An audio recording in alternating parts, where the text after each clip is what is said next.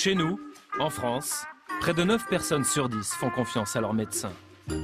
Le bon médecin de famille, celui que nous connaissons depuis notre enfance. Une confiance à toute épreuve, ou presque. Car depuis quelques années, les scandales se multiplient. Et depuis certaines affaires comme celle du Mediator, la confiance c'est comme les antibiotiques, c'est plus vraiment automatique. Mais alors que s'est-il passé depuis ce temps où nous pouvions tout lui dire, tout lui confier, y aller les yeux fermés? Je jure d'exercer la médecine selon les lois de la morale et de l'honneur. Pourtant, au début de leur carrière, habillés d'une belle robe, ils ont prêté serment. Comme on le voit sur ces images filmées au caméscope trouvées sur Internet. Le fameux serment d'Hippocrate qui marque leur entrée dans l'univers prestigieux de la médecine.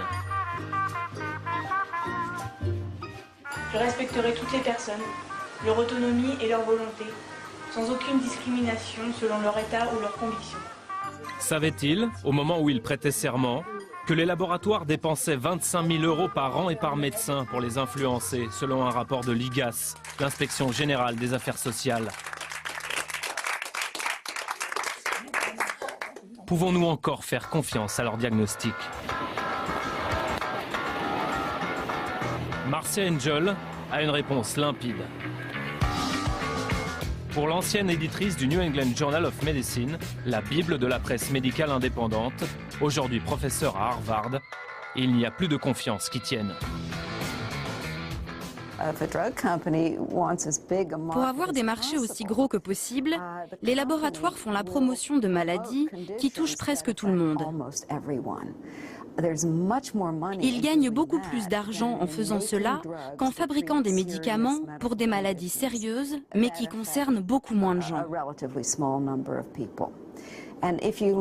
Si vous vous intéressez à ces maladies, dont les labos parlent sans arrêt, ce sont en général des maladies mal définies, des maladies qui touchent principalement des gens normaux. Et au final, ils parviennent à faire croire à une large partie de la population qu'elle peut être victime de ces maladies. Et ainsi, le marché s'agrandit. Parfois, ils créent des maladies de toutes pièces. Parfois, ils étendent le périmètre des maladies. De toute façon, le marché s'agrandit. Étendre le périmètre d'une maladie? Ce que nous avons découvert au cours de notre enquête est surprenant. Des laboratoires qui vont toujours plus loin et qui baisseraient même les seuils de diagnostic. Leur but? Traiter le plus de patients possible, le plus longtemps possible.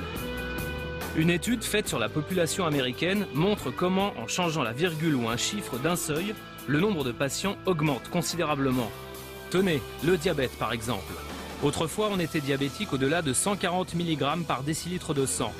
Mais en 1997, un comité de l'OMS a abaissé le seuil à 126. Du coup, 1 700 000 Américains supplémentaires sont catalogués comme diabétiques. Même chose pour le cholestérol. En 1998, le seuil passe de 240 à 200, plus 42 600 000 patients aux États-Unis. 86% de clients en plus pour les firmes pharmaceutiques. Dans le monde, il n'y a plus que deux groupes de gens, ceux qui sont malades et ceux qui ne le savent pas encore. Et ça, c'est l'objectif des firmes pharmaceutiques.